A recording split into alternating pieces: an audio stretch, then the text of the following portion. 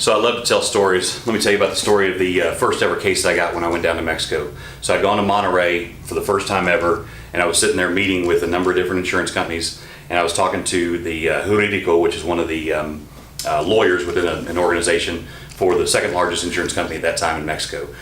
So I'm explaining to him what we do, in basically broken Spanish back then at that time. And he says, "So you do forensics, huh?" And I said, "Yes, I do." He said, "Hold on a second." He goes and he brings back this file and he starts showing me these pictures of this dead lady, with blood everywhere. And he says, "So here's a file we have." He said, "So this guy divorced his wife, married his secretary. He bought a $2.5 million life insurance policy on her, and 10 days later she slips and falls and dies in her bathroom." So obviously, there's a number of red flags. We think it's, very fishy, but the medical examiner's report says the cause of her death is undetermined. So can you guys help us?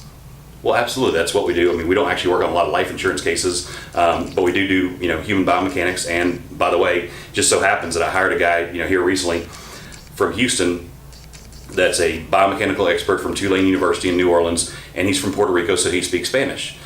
So they assign the file to us. The guy in Houston gets involved, flies down to Monterey, goes to the guy's condo, takes all the measurements of the bathroom. So, this is the entrance to their condo. Here's their living room. Here's their kitchen over here, their wash area. Here's their master bedroom. Go in here to the bathroom. They've got a little sink right here.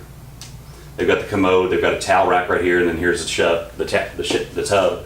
And so he takes all these measurements, and we start matching up the marks on her body to all of the measurements. And so basically what we found is he beat her head against the toilet, 10 or 11 times. This towel rack got stripped off the wall because he slammed her up against it. Right here where the door jamb is, there were parallel marks on her back where he slammed her up against that several times. And then ultimately, he deposited her body in the bathtub and then covered her with the sheet. Now, or sort of half in, half out.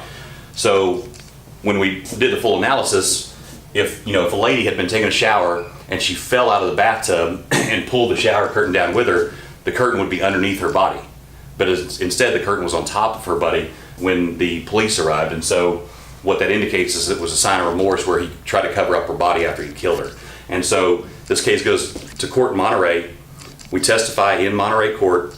The judges rule in our favor, and so the insurance companies don't have to pay the $2.5 million life insurance policy.